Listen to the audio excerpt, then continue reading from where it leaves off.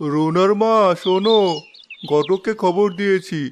উনি আজ আমাদের বাড়িতে আসবেন মেয়েদের বিয়ে নিয়ে কথা বলতে।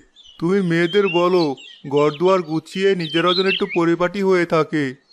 ঠিক আছে, কোনো চিন্তা করো না তুমি, আমি গিয়ে এখনই বলছি। রুনা, রিমা, শোন, আজ বাড়িতে ঘটক আসবে তোদের দেখতে। দুজনে মিলে ঘরের কাজ করে তৈরি হয়ে নে।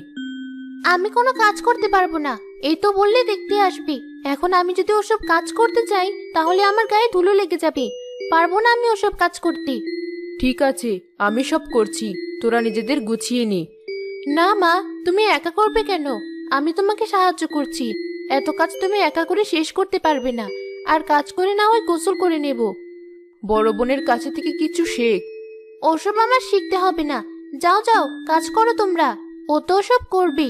আধুনিকতার ও কি বুঝি? ক্ষেত একটা। এমনিতে ওর ভালো বিয়ে হবে না সেটাও খুব ভালো করেই জানি।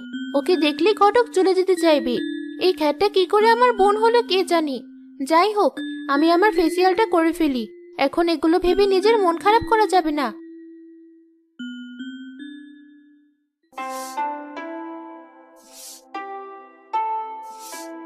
অনেক কাজ করেছিস মা, এবার গিয়ে গোসল করে নে। বাকিটুকু আমি করতে পারবো। ঠিক আছে মা, এখনই যাচ্ছি আমি। মেয়েরা কোথায়? ডাকো ওদের। ঘটক মশাই তো চলে এসেছে। এবার আমার সাজা শেষ। বাহ, খুব সুন্দর লাগছে আমাকে। তোরা দুজনে এবার এই ঘরে আয় দেখি। এই তো, এই দুইজন আমার মেয়ে। ও বড় মেয়ে রুনা, আর ও হলো ছোট মেয়ে রিমা।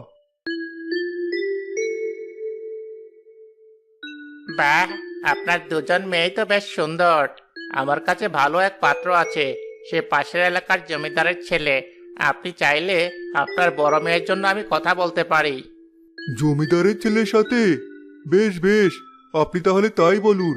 আমার আপত্তি নেই। তবে আমার ছোট মেয়ের জন্য ছেলে দেখুন, ওকেও আমরা বিয়ে দেব। বেশ তো, আমার হাতে আরো এক ছেলে আছে। সে বড্ড ভালো এক ছেলে। আমার জীবনে আমি তার মতো কোনো ছেলে দেখিনি। সে আমাদের গ্রামের শেষ মাথায় মসজিদের ইমাম। ছেলেটার বাবা মা কেউ নেই।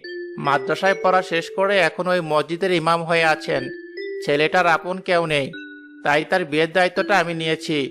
তা আপনি যখন দুজন মেয়েরই বিয়ে দিতে চাচ্ছেন, তাহলে আপনার ছোট মেয়ের সম্বন্ধটি তার সাথে করব। সে তো বেশ ভালো।